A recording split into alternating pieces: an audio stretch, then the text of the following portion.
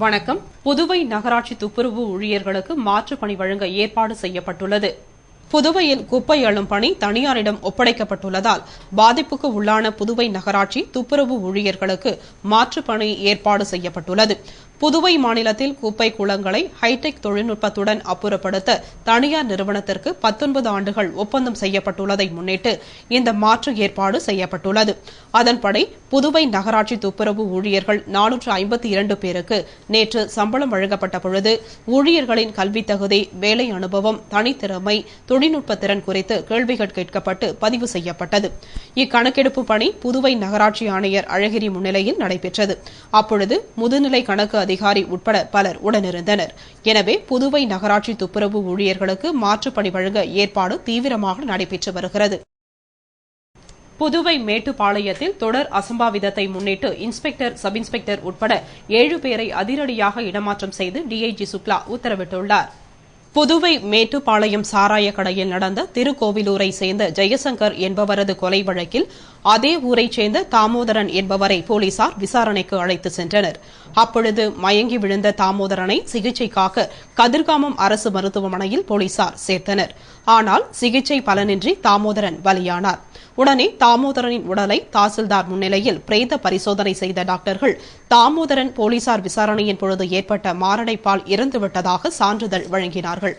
ஆனால் இது புரியாத பொதுமக்களும் சில அமைப்புகளும் போலீசார் விசாரணையின் பொழுது தாமோதரன் இறந்துவிட்டதாகவும் இதற்கு போலீசார் பதில் கூற வேண்டும் என்று பல்வேறு கட்ட போராட்டங்களை செய்தனர். இது எப்படி இருக்கிறது என்றால் காக்கை உட்கார பணம்பழம் விழுந்த கதை போல் உள்ளது. கொலை வழக்கு சம்பந்தமாக போலீசார் சந்தேகப்படும் நபரை விசாரிக்க உரிமை உள்ளது. அந்த சமயத்தில் விசாரணைக்காக அழைத்து செல்லப்பட்டவர் இறந்துவிட்டால் போலீசார் துன்புறுத்தி இறந்துவிட்டதாக பொதுமக்கள் கருதுவது வருந்தத்தக்க செயலாகும். விசாரணைக்காக அழைத்து செல்லப்பட்ட தாமோதரன் ஒரு மாரடைப்பு நோய் கொண்டவர் என்பது போலீசாருக்கும் தெரியாது, பொதுமக்களுக்கும் தெரியாது. அவர் இறந்து போன பின்னரே டாக்டர்கள் பிரேத பரிசோதனையின் மூலம்தான் இந்த விவரம் தெரியவந்தது. இதனை அறியாத சில கட்சிகளும் சில அமைப்புகளும் டிஐஜி அலுவலகத்தை முற்றுகையிட்டு தாமோதரன் இறப்புக்கு காரணமான போலீசாரை தண்டிக்க வேண்டும் என்று போராட்டம் நடத்தினார்கள். உண்மை நிலை எது என்பது நன்கு உணர்ந்த பின்னரே அவர்கள் போராட்டத்தில் இறங்கியிருக்க வேண்டும். எதற்கு எடுத்தாலும் போலீசாரை குறை கூறுவது சரியல்ல. விசாரணை கைதி தாமோதரன் எப்படி இறந்தார் என்பதை டாக்டர்களே தெள்ள தெளிவாக கூறியுள்ளனர். எனவே பொதுமக்களும் அரசியல் கட்சி தலைவர்களும் சில அமைப்புகளை சார்ந்தவர்களும் உண்மை நிலை எது என்பதை கண்டறிந்து போராட்டம் செய்ய வேண்டும் அல்லது அதற்காக குரல் கொடுக்க வேண்டும். இனியாவது கண்ணால் காண்பதும் போய், காதால் கேட்பதும் போய், தீர விசாரிப்பதே மெய் என்பதை புரிந்து கொள்ள வேண்டும். இந்த பிரச்சனையில் இன்ஸ்பெக்டர், சப் இன்ஸ்பெக்டர் உட்பட 7 பேரை இடமாற்றம் செய்தது வேதனைக்குரிய விஷயம். புதுவையில் கத்திரி வெயில் நாளை ஆரம்பமாவதால் பெற்றோர்கள் தங்கள் பிள்ளைகள் மீது மிகுந்த கவனம் செலுத்தி அவர்களை நோய் தாக்காதவாறு பார்த்துக் கொள்ள வேண்டும் என்று புதுவை நகரமன்ற துணைத் தலைவர் திரு ஜான்குமார் கூறியுள்ளார். இது தொடர்பாக அவர் கூறுகையில், புதுவையில் நாளை புதன்கிழமை கத்திரி வெயில் துவங்குகிறது. ஏற்கனவே வெயிலின் தாக்கம் புதுவையில் அதிகமாக காணப்படுகிறது. நாளை முதல் அது மேலும் அதிகரிக்கும் என்பதால் பெற்றோர்கள் தங்கள் பிள்ளைகளை கத்திரி வெயில் தாக்காதவாறு பார்த்துக் கொள்ள வேண்டும். பெரும்பாலும் வீட்டுக்குள்ளேயே விளையாட அனுமதிக்க வேண்டும். வெளியில் சென்று விளையாடும் பொழுது அவர்களை வெயில் தாக்கும். இதனால் சரும நோய் வரவும் மேலும் பல்வேறு நோய் தாக்கும் வழி உள்ளதால் முடிந்தவரை பெற்றோர்கள் தங்கள் பிள்ளைகளை கத்தரி வெயில் முடியும் வரை பழச்சாறு உள்ளிட்ட குளிர்ச்சியான உணவு வகைகளை கொடுத்து உஷ்ணத்தை போக்கிட செய்திட வேண்டும். அதுபோல் பெற்றோர்கள் செய்யும் பொழுது குழந்தைகளை வெயிலிருந்து பாதுகாத்துக் கொள்ளலாம் என்று அவர் கூறினார். புதுவையில் பல்வேறு பகுதிகளில் விதிகளை மீறி வாகனங்கள் நிறுத்தப்படுவதால் போக்குவரத்து பாதிப்பு ஏற்படுகிறது. புதுச்சேரி நகர பகுதியில் அரசு பொது மருத்துவமனை, கடற்கரை சாலை, மணக்குள விநாயகர் கோவில் உள்ளிட்ட பகுதிகளில் வார நாட்கள் மற்றும் விடுமுறை நாட்களில் கூட்டம் அலைமோதுகிறது. மேலும் புதுவையின் அனைத்து பிரதான சாலைகளிலும் வாகனங்கள் அடைத்துக் கொண்டு நிற்கின்றன. இந்நிலையில் வாகனங்கள் நிறுத்துவதற்கு பல இடங்களில் இருசக்கர வாகனங்கள், கார் நிறுத்துவதற்கு இடம் ஒதுக்கி போக்குவரத்து நெரிசல் ஏற்படாமல் இருக்க போலீசார் நோ பார்க்கிங் பகுதிகளை ஒதுக்கியுள்ளனர். ஆனால் விதிகளை மீறி இதுபோன்ற இடங்களில் வாகனங்களை நிறுத்துகின்றனர். இதேபோல் மக்கள் தினந்தோறும் வந்து செல்லும் அரசு பொது மருத்துவமனை மற்றும் மக்கள் நடைபயிற்சி மேற்கொள்ளவும் தூய காற்றை சுவாசிக்க வரும் கடற்கரை சாலையோர நோ பார்க்கிங் பகுதிகளிலும் இருசக்கர வாகனங்கள் அதிக அளவில் நிறுத்தப்படுகின்றன. இந்நிலையில் வெளிநாடு மற்றும் வெளி மாநிலங்களிலிருந்து வருவோர் நோ பார்க்கிங் பகுதியில் வாகனங்களை கண்டு திடுக்கிடுகின்றனர். எனவே விதி மீறும் வாகன ஓட்டிகள் மீது போக்குவரத்து போலீசார் நடவடிக்கை எடுக்க வேண்டும் என்பது பொதுமக்களின் கருத்து. உணவில் கீரை வகைகளை அதிகம் சாப்பிட்டால் வாழ்நாளை அதிகப்படுத்தலாம் என்று மருத்துவர்கள் தெரிவித்துள்ளனர். உலகில் உள்ள நோய்கள் அனைத்திற்கும் மருந்துகள் இருக்கின்றது. ஆனால் உணவில் கீரை வகைகளை அதிகம் சாப்பிட்டால் நோயின்றி ஆரோக்கியமாக வாழ்நாளை அதிகப்படுத்தலாம் என்று மருத்துவர்கள் தெரிவித்துள்ளனர். மேலும் கீரைகள் சாப்பிடும் பழக்கத்தை சிறு வயது முதலே பழக்கப்படுத்திட வேண்டும் என்றும், வாரம் ஒருவேளை உண்ணா நோன்பு இருந்து அகத்திக்கீரையை உட்கொண்டால் வயிற்றில் உள்ள தேவையற்ற புழு பூச்சிகள் இறந்துவிடும் என்றும், கறிவேப்பிலையை சாப்பிட்டால் பித்தம் குறையும், மூட்டு வலியை முடக்கத்தான் கீரை போக்கும் மற்றும் வெந்தயக்கீரை சர்க்கரை நோயை கட்டுப்படுத்தும் என்றும், வாரம் இருமுறை வெந்தயக்கீரை சாப்பிட்டால் சர்க்கரை நோயே வராது, மணத்தக்காளி கீரை சாப்பிட்டால் அல்சர் அண்டவே அண்டாது என்றும் கூறியுள்ளனர். ஆரம்பம் முதலே கீரை வகைகளை உட்கொண்டு வந்தால் உடல் நன்றாக இருக்கும், நோயும் கட்டுப்பாட்டில் இருக்கும் என்று கூறியுள்ளனர். உலகத்தையே அச்சுறுத்தி வந்த தீவிரவாத தலைவர் ஒசாமா பின் லேடன் சுட்டுக் கொல்லப்பட்டதைத் தொடர்ந்து அமெரிக்க தூதரக அலுவலகங்களுக்கு கூடுதல் பாதுகாப்பு அளிக்கப்பட்டுள்ளது. தன்னுடைய தீவிரவாத கொள்கையால் உலகையே அச்சுறுத்தி வந்த அல்கொய்தா தீவிரவாத தலைவர் ஒசாமா பின் லேடன் அமெரிக்க ராணுவத்தினரால் சுட்டுக் கொல்லப்பட்டார்.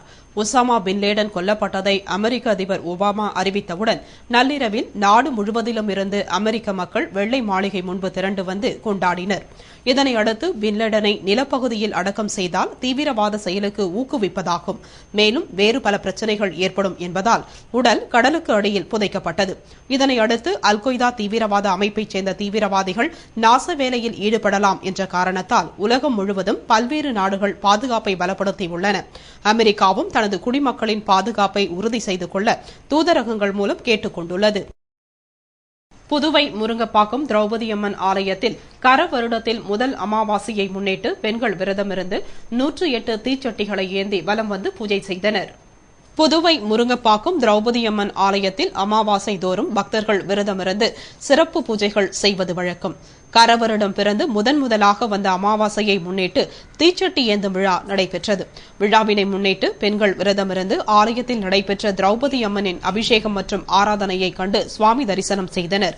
பின்னர் 108 தீச்சட்டிகளை ஏந்தியபடி ஆலயத்தை வலம் வந்தனர். பக்தர்கள் தங்கள் வேண்டுதலை அம்மன் நிறைவேற்றி வைக்க வேண்டுமென பயபக்தியுடன் தீச்சட்டியினை ஏந்தி வலம் வந்தனர்.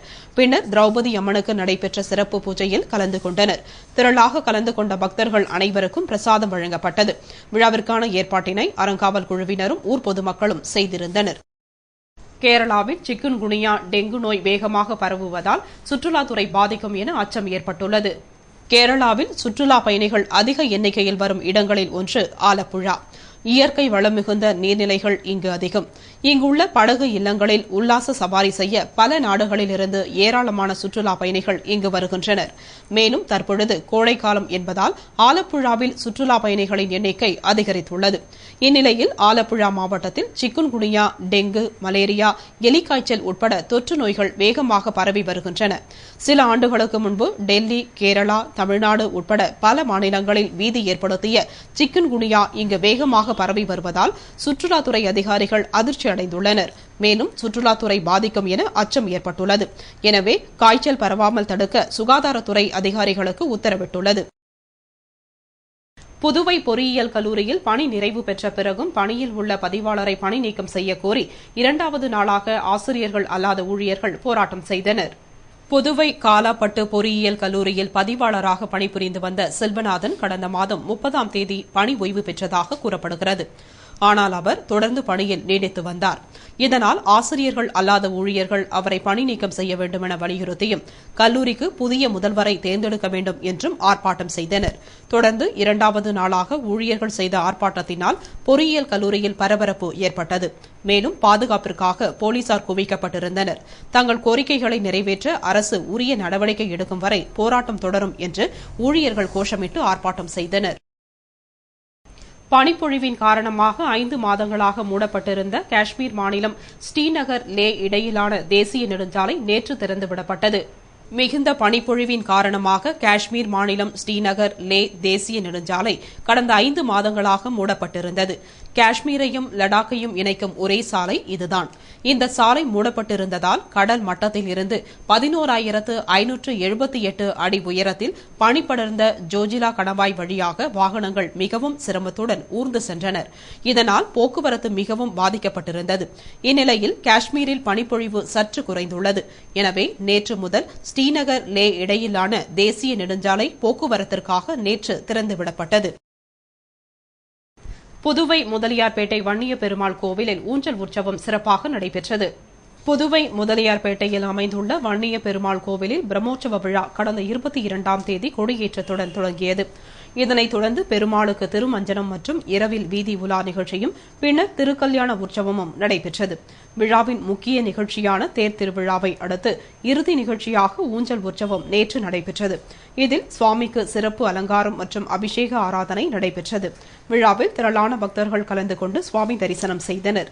விழாவில் கலந்து கொண்ட பக்தர்கள் அனைவருக்கும் பிரசாதம் வழங்கப்பட்டது. விழாவிற்கான ஏற்பாடுகளை அறங்காவல் குழுவினர் செய்திருந்தனர். கன்னியாகுமரியில் கடல் சீற்றத்துடன் காணப்படுவதால் திருவள்ளுவர் சிலைக்கு படகு போக்குவரத்து ரத்து செய்யப்பட்டது. இதனால் சுற்றுலா பயணிகள் ஏமாற்றமடைந்துள்ளனர். கோடை விடுமுறையை முன்னிட்டு கன்னியாகுமரியில் சுற்றுலா பயணிகளின் கூட்டம் நாளுக்கு நாள் அதிகரித்து வருகிறது. மேலும் சுற்றுலா பயணிகள் கடல் நடுவே அமைந்துள்ள விவேகானந்தர் மண்டபம், திருவள்ளுவர் சிலை ஆகியவற்றை பார்வையிட ஆர்வமுடன் படகில் செல்கின்றனர். இதனால் படகுத்துறையில் கட்டுக்கடங்காமல் கூட்டம் நிறைந்துள்ளது. இந்நிலையில் சில நாட்களாகவே கடல் சீற்றத்துடன் காணப்படுகிறது. கடல் சீற்றத்தின் காரணமாக திருவள்ளுவர் சிலைக்கு படகு போக்குவரத்து ரத்து செய்யப்பட்டுள்ளது. இதனால் சுற்றுலா பயணிகள் ஏமாற்றமடைந்துள்ளனர். இருப்பினும் விவேகானந்தர் மண்டபத்திற்கு படகு செல்வதால் அங்கிருந்து சுற்றுலா பயணிகள் திருவள்ளுவர் சிலையை கண்டு ரசிக்கின்றனர். இத்துடன் செய்திகள் நிறைவடைந்தன. வணக்கம்.